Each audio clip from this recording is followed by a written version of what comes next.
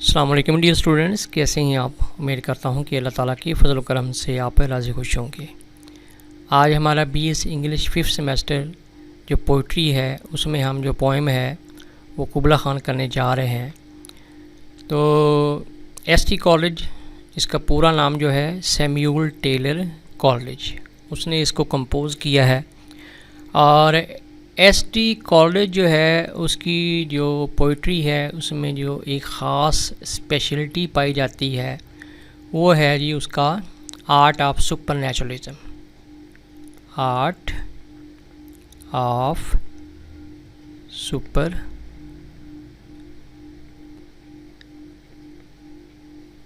Naturalism. Art of supernaturalism यानी इसकी शायरी के अंदर आपको जो माफोकल फितरत चीज़ें हैं वो आपको नज़र आएंगी। इस पोएम के अंदर भी जो है उसने आर्ट ऑफ सुपर नेचुरलिज्म जो है उसको प्रोजेक्ट किया है, क्योंकि ये उसकी पोइट्री का एक ख़ास पहचान है। तो कुबला ख़ान का जो एक मंगोल एम्परर था, उसने उसके महल को और कुबला ख़ान की जो शख्सियत है उसको इस पोएम के अंदर ऐसे बिल्ड किया है कि जैसे वो कोई सुपर नेचुरल आइटम्स हों। तो ये उसका मतलब कि एक आर्ट है, यानी वो हर चीज़ को ऐसे प्रोजेक्ट करता है जैसे वो गैर फितरी हो या माफोकल फितरत हो। तो आइए इस पोएम की जो है वो ट्रांसलेशन करते हैं। इन ज़ैंडू, ज़ैंडू जो है वो बीजिंग का पुराना नाम है। ये यहाँ पे मैंने इसके मीनिंग जो है, क्योंकि फिर इस तरह लेक्चर काफ़ी मीनिंग लिखते लिखते काफ़ी वो लंबा लेक्चर हो जाता है, तो वो फिर स्टूडेंट के लिए दुश्वारी होती है, तो इसलिए मीनिंग मैंने साइड पे जो है लिख दिए हैं। अच्छा, ज़ैंडू जो है इसको आजकल बीजिंग कहते हैं, यानी बीजिंग का जो पुराना नाम है वो ज़ैंडू है। In Xanadu did Kubla Khan a stately, stately का मतलब होता है शाहाना, यानी कि बहुत ही खूबसूरत। प्लेयर डोम, ये बेसिकली महल को कहा जाता है, प्लेयर डोम। डिक्री, डिक्री का मतलब होता है ऑर्डर देना, हुक्म देना। अब इन लाइन्स का तर्जमा ये बना कि बीजिंग के शहर में कुबला ख़ान ने, जो उस वक़्त का हुक्मरान था, उसने हुक्म दिया कि मेरे लिए खूबसूरत महल जो है वो बनाया जाए। अब उसके कुछ डायमेंशंस उसने मेंशन किए, कुछ उसकी रिक्वायरमेंट्स भी बताई हैं कि महल कैसा हो। वेर एलिफ, एलिफ ये दरिया का नाम है, दरियाए अलिफ इसको कहा जाता है। द सेक्रेड रिवर, सेक्रेड कहते हैं मुक़द्दस, यानी ऐसी चीज़ जो मुक़द्दस हो। रिवर रैन, यानी कि दरियाए अलिफ जो देवताओं की सरज़मीन से फूटता था। और इसका अगर एरियल व्यू लिया जाए तो ये जो उर्दू का या अरबी का लफ्ज़ अलिफ है ना, उससे इसकी मुशाबत होती है, इसलिए इसको दरियाए अलिफ कहा जाता है। Where Alph the sacred river ran through caverns, caverns कहते हैं घाटियाँ, यानी कि पहाड़ों में जब दरिया गुज़रता है तो उसमें डिचेस बन जाते हैं, घाटियाँ होती हैं। मयरलेस, मयरलेस कहते हैं जो बहुत गहरी हों, गहरी, यानी ऐसी घाटियों में से वो दरिया गुज़रता हो जो कि बहुत गहरी हों। मयरलेस टू मैन, यानी कि इंसान उनको, उनकी गहराई को मैयर ही न कर सकता हो। Down to sunless sea, sunless sea जहाँ पे सूरज की शुआएं नहीं पहुँचती, मतलब कि गहरा समंदर। यानी अब इसका मतलब क्या बना, उसकी पहली जो डायमेंशन है जो उसने बताई है उस महल की रिक्वायरमेंट, वो ये है कि उसके पास से एक मुक़द्दस दरिया गुज़रता हो जिसका नाम दरियाए अलिफ है, और ये मैदानों में और पहाड़ों में और घाटियों में गुज़रता गुज़रता गहरे समंदर में जा गिरे।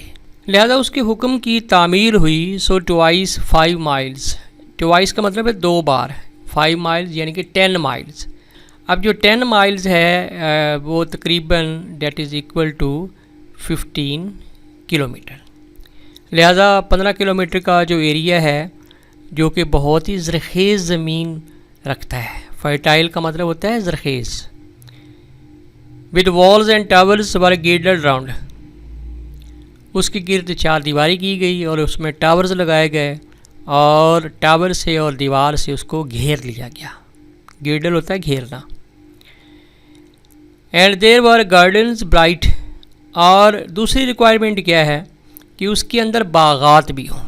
गार्डन्स ब्राइट विद साइनियस रिल्स, साइनियस कहते हैं जो बल खाती लहराती, जिसको जिग जैगिंग कहा जाता है। रिल्स कहते हैं जी जंगला कह लें या बाड़ें कह लें, यानी उसमें लहराती बल खाती जो हैं वो बाड़ें लगी हों और उसके बीचा बीच जो है बागात हों। Where blossomed many and incense bearing tree, और उन बागात में बहुत से ऐसे खुशबूदार, इंसेंस बेरिंग खुशबूदार, ऐसे बहुत से दरख्त हों, उनके ऊपर फूल लगे हों और उनसे खुशबू आ रही हो। And here were forest ancient as the hills, और उसमें इतने नायाब किस्म के, इतने कदीम किस्म के दरख्त हों जितने के पहाड़। इनफोल्डिंग, इनफोल्ड, और वो जो पहाड़ हैं उन्होंने घेरा हुआ हो, यानी कि उन्होंने इनफोल्ड किया हुआ। सनी स्पॉट्स ऑफ ग्रीनरी, यानी वो जो दरख्त हैं उन्होंने सनी स्पॉट्स ऑफ ग्रीनरी को घेरा हुआ हो। मतलब ये है कि बीच में ऐसी जगह हो, ऐसी ग्रीनरी हो, सब्ज़ा हो जिसमें सिर्फ घास ही हो, और उसके गिरदा गिर्द जो है वो जंगलात हों, दरख्त हों। तो मतलब कि बहुत ही एक खूबसूरत जो मंजर कशी है वो उसने की है। बट ओह, लेकिन शायर कहता है वो जो उसने वो रोमानवी एक शगाफ रखा ना पहाड़ों में, रोमांटिक कैज़म, रोमानवी शगाफ जो है, यानी पहाड़ों के बीच में एक दर्रा, आप यूँ कह लें कि एक दर्रा बन जाता है, एक पास बन जाता है। That deep romantic chasm which slanted, slanted का मतलब होता है ओब्लीक, यानी कि तिरछा, जो कि तिरछा था, उसके तो क्या कहना है। शायर कहता है वहाँ की हर चीज़ जो है वो बड़ी मतलब कि यूनिक थी, लेकिन उस तिरछा जो वो दर्रा सा बनता था ना पहाड़ों के बीच में, उसके तो क्या ही कहने। डाउन टू ग्रीन हिल आ थॉट, और वो नीचे तक आता था। ग्रीन हिल यानी ये सरसब्ज़ो शादाब जो पहाड़ है। आ थॉट का मतलब होता है अक्रॉस, जिसको हम कहते हैं आर पार, आर पार।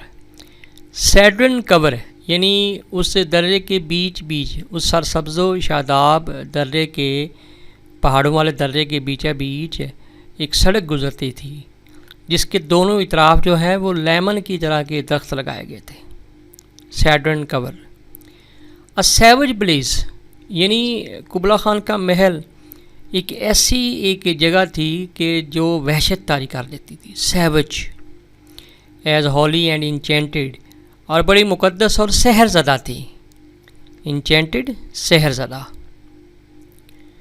यानी कि वो जगह जो है वो ऐसे नहीं लग रहा था जैसे ये आम मसलन दुनियावी चीज़ हो, बल्कि ऐसे लग रहा था जैसे ये कोई सुपर नेचुरल आइटम हो। As ever beneath a waning moon was haunted, यानी कि इतनी वो सुपर नेचुरल लग रही थी कि ज़मीन के ऊपर एक ऐसी जगह जहाँ रात के पिछले पहर, वेनिंग कहते हैं घटता हुआ, ठीक है, वेनिंग घटता हुआ, मून चाँद, यानी जब रात ढल जाती है उसका पिछला पहर हो जाता है तो उसको वेनिंग मून कहा जाता है। यानी वो कितनी सहरज़दा वो जगह थी। शायर जो है ना वो सिमिली लगा के समझा रहा है। As ever beneath a waning moon was haunted, haunted का मतलब है कि बार बार आना, जैसे रात के पिछले पहर एक वहशत तारी कर देने वाली जगह के ऊपर एक औरत जो है वो बार बार आती हो, वहाँ पे हॉन्ट करती हो। हॉन्ट का मतलब होता है बार बार आना, विज़िट करना। बाई वोमेन, यानी कि औरत आती हो वहाँ पे और वो इश्क की सताई हुई औरत हो। वेलिंग, जो कि आहो बका कर रही हो। वेलिंग का मतलब होता है रोना, आहो बका करना। हाँ, डीमन लवर, डीमन लवर का मतलब होता है बेवफा आशिक, बेवफा आशिक, यानी जिसने उसके साथ अच्छा सलूक ना किया हो, बेवफाई की हो। यानी रात के पिछले पहर, यानी एक सुनसान सी जगह पे एक औरत जो है वो बार बार आती हो और वहाँ पे ऊंची ऊंची आवाज़ में रोती हो और वो कोसती हो अपने बेवफा आशिक को। एंड फ्रॉम दिस कैज़म, और उस दर्रे के पास से ही, करीब से ही, विद सीजलेस, सीजलेस होता है ना ख़त्म होने वाला, टर्मोइल कहते हैं शोरोगुल, सीडिंग होता है उमड़ आना या फूट पड़ना, यानी उस दरे के पास से ही शोर मचलता एक चश्मा फूटता। एज इफ़, ऐसे लगता था, this earth in fast thick pants were breathing, जैसे ज़मीन को पेंटिंग हुई। पेंटिंग का मतलब वो ज़मीन हाँप रही हो, यानी इतना वो पानी जो है वो तेज़ी से बाहर निकलता था। ऐसे लगता जैसे ज़मीन को सांसें चढ़ी हों, वो आउट ऑफ ब्रेथ हो गई हो। अब माइटी फाउंटेन का मतलब यहाँ पे चश्मा है, यानी एक बड़ा सा जो चश्मा है वो वहाँ से फूटता था। अ mighty fountain momentarily was forced, लम्हा बा लम्हा वो वहाँ से फूट पड़ता था। यानी वो जो कैज़म था, वो जो रोमानवी दर्रा था, उसके पास से मतलब वो सोर्स पॉइंट था एक बहुत बड़े चश्मे का, और यही जो चश्मा है ये आगे फिर उस दरिया अल्फ में जो है वो कन्वर्ट हो जाता था। एमिड होता है in the mid of, whose swift half intermediate आधे कटे हुए, यानी जिस तरह होता है ना वो पानी की जो है वो बुछाड़ बना लेते हैं बागात के अंदर, तो वो पानी जो है वो बुछाड़ एक फेंकता है तो वो खूबसूरत लगता है, उसको कहते हैं जी हाफ इंटरमीडिएट बस्ट, यानी पानी के जो कटलेट्स आप कह लें, यानी कि बुछाड़ कह लें आप।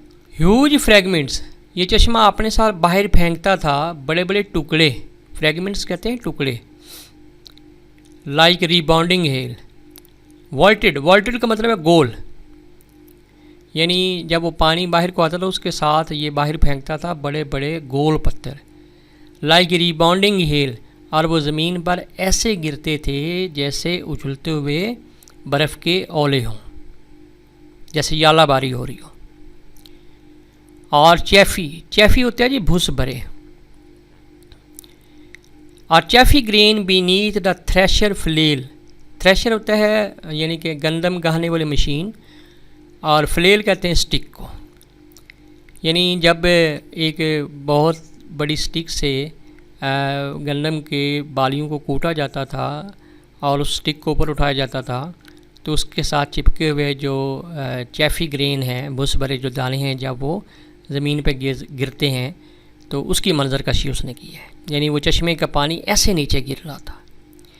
And with these dancing rocks का मतलब है यानी कि ऐसी चट्टानें जिनका अक्स जो है वो पानी पर पड़ रहा था, ठीक है ना, अक्स पानी पर, और लहरों के ऊपर वो जो उनका जो रिफ्लेक्शन है वो रक्स कर रहा था। And mid these dancing rocks at once and ever, यानी एक ही दफ़ा, it flung up momently the sacred river, यानी उन रक्स करती हुई जो चट्टानें हैं उनके बीचा बीच ये फूट पड़ता एक बार और हमेशा के लिए, ये मुक़द्दस दरिया जो है वो वहाँ से फूट पड़ता था। 5 माइल्स, अब ये बहना शुरू कर देता था। 5 माइल्स तो ये कैसे बहता था, मींडरिंग का मतलब होता है बल खाता हुआ, विद मेजी मोशन लहराता बल खाता जो है ना, वो ये 5 मील ये फासला यानी महल के पास से गुजरता था। थ्रू वुड एंड डेल, यानी जंगलों में से गुजरता था। डेल एक ऐसी वादी होती है जिसको आप कह लें कि जिसके बीचा बीच दरिया बहता हो। Through wood and dale the sacred river, यानी ये मुक़द्दस दरिया जो है वादियों में जंगलों में से गुजरता था। देन रीच द कैवर्न्स, और फिर ये घाटियों में पहुंच जाता था। मैयर लेस टू मैन, और घाटियाँ इतनी गहरी होती थीं कि उनकी पैमाइश करना इंसान के बस की बात नहीं थी। एंड सैंक इन ट्यूमल्ट कहते हैं शोरगुल, यानी शोर मचाता हुआ, और ये गिर जाता था। सैंक का मतलब यहाँ पे फॉल करना यानी गिरना। इन ट्यूमल्ट यानी शोर मचाता ये दरिया जो है वो गिरता था एक लाइफलेस ओशन का मतलब है गहरा समंदर, एक गहरे समंदर में ये गिर जाता था। And mid this tumult Kubla Khan heard from far, और इसी शोरगुल में यानी पानी के और दरिया के शोरगुल में कुबला खान जो है ना वो दूर से सुनता। क्या सुनता जी, इंसेस्ट्रल वॉइसेस, इंसेस्ट्रल कहते हैं आबाओ अजदाद, अपने आबाओ अजदाद की जो आवाज़ें हैं, यानी कि हलाकू ख़ान, चंगेज़ ख़ान, ठीक है, उनकी आवाज़ सुनता था।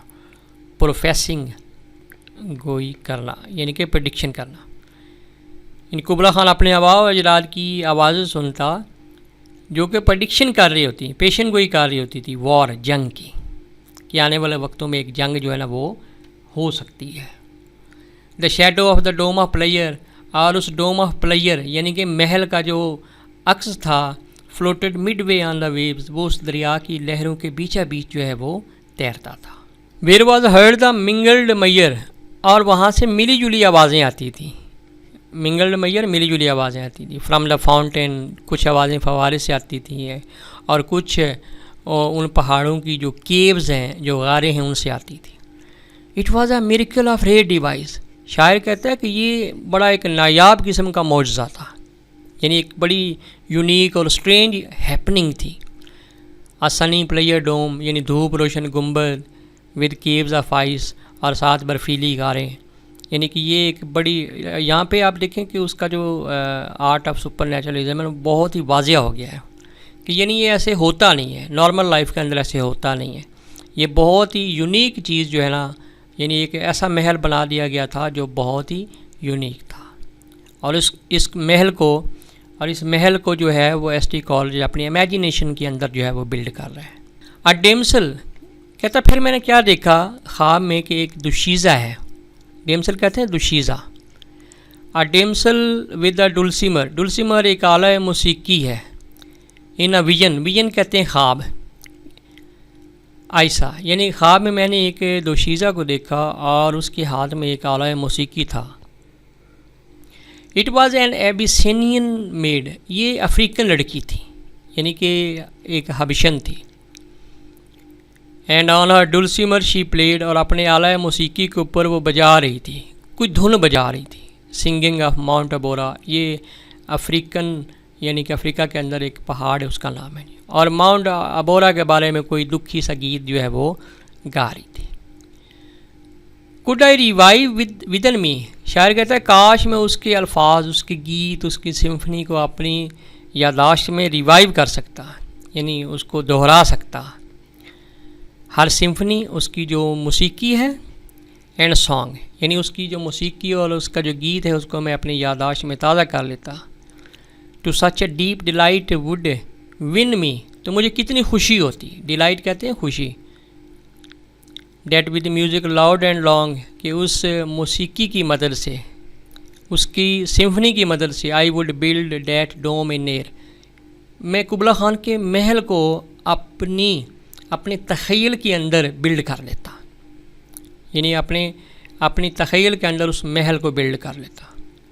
डेट सनी डोम, वो धूप रोशन गुंबद, दोज केव्स ऑफ आइस, और वो जो बर्फीली गारें हैं, ठीक है ना, धूप रोशन गुंबद हैं, उनको मैं बिल्ड कर लेता।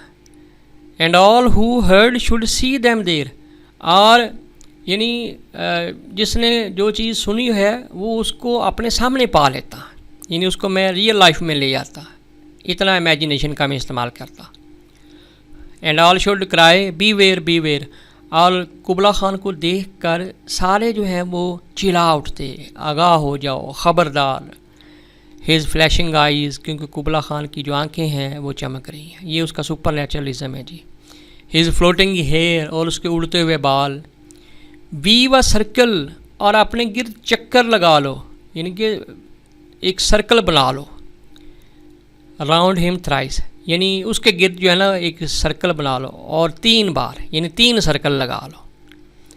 And close your eyes with holy dread, holy dread यानी कि मुकद्दस खौफ, और मुकद्दस खौफ से अपनी आंखें बंद कर लो। For he on honey dew hath fed, क्योंकि ये कुबला खान अब जो है ना वो कोई नॉर्मल ह्यूमन नहीं है, बल्कि ये मतलब कि ऐसा है जिसको जन्नती शहद से इसकी परवरिश की हो। And drunk the milk of paradise, और उसने जन्नत की नहरों का जो है वो दूध पिया हो।